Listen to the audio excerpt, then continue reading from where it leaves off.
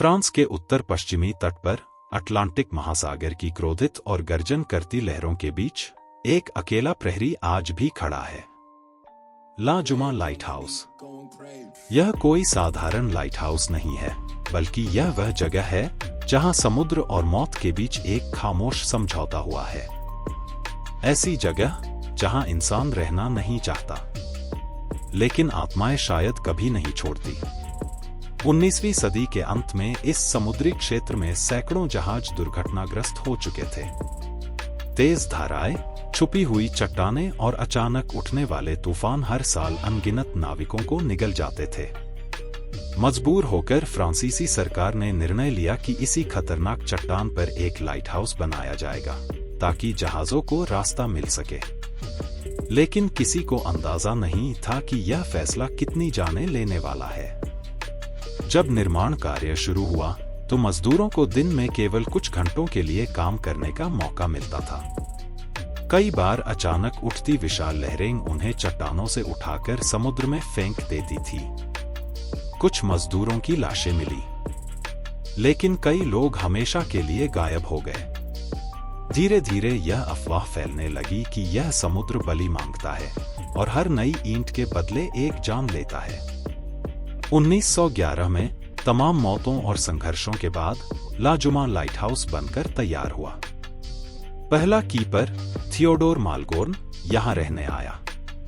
शुरुआत में सब सामान्य था, लेकिन कुछ ही हफ्तों में उसने शिकायत करना शुरू कर दिया कि रात में किसी के चलने की आवाजें आती हैं, दरवाजे अपने आप खुलते हैं और सीढ़ियों पर गीले पैरों के निशान दिखते हैं। वह कहता था कि समुद्र उससे बातें करता है, उसे बुलाता है। धीरे धीरे थियोडोर का मानसिक संतुलन बिगड़ने लगा। वह लोगों से कहता था कि लाइट हाउस के भीतर कोई और भी है। कुछ महीनों बाद उसकी मौत रहस्यमय परिस्थितियों में हो गई। सरकारी रिपोर्ट में इसे दुर्घटना बताया गया, लेकिन किसी को कभी नहीं बताया गया कि असल में उस रात हुआ क्या था। साल 1989 में एक फोटोग्राफर हेलीकॉप्टर से लाइट हाउस की तस्वीरें ले रहा था।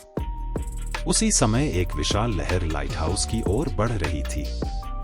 तस्वीर में साफ दिखाई देता है कि एक आदमी दरवाजा खोलकर बाहर झांक रहा है, जैसे उसे किसी ने बुलाया हो। कुछ सेकंड बाद पूरी इमारत पानी में डूब जाती है। वह आदमी चमत्कारिक रूप से बच गया, लेकिन उसने बाद में कहा कि उसे किसी अदृश्य शक्ति ने वापस अंदर खींच लिया था। इसके बाद कई कर्मचारियों ने दावा किया कि रात में रोशनी अपने आप जलती और बुझती है, अजीब फुसफुसाहटें सुनाई देती हैं और कभी-कभी परछाइयां सीढ़ियों पर चलती दिखाई देती हैं। कुछ लोगों का मानना है कि ये उन मजदूरों और नाविकों की आत्माएं हैं जिनकी मौत इस जगह पर हुई थी। आज ला जुमा लाइट हाउस पूरी तरह ऑटोमेटेड है और वहां कोई स्थायी कीपर नहीं रहता। फिर भी जब भी समुद्र में भयानक तूफान आता है, नाविक कहते हैं कि लाइट हाउस के आसपास से दर्द भरी चीखें सुनाई देती हैं।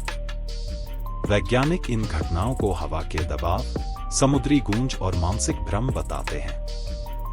लेकिन स्थानीय लोग आज भी मानते हैं कि ला जुमा सिर्फ एक इमारत नहीं है, यह जिंदा है और समुद्र की आत्माओं का घर है।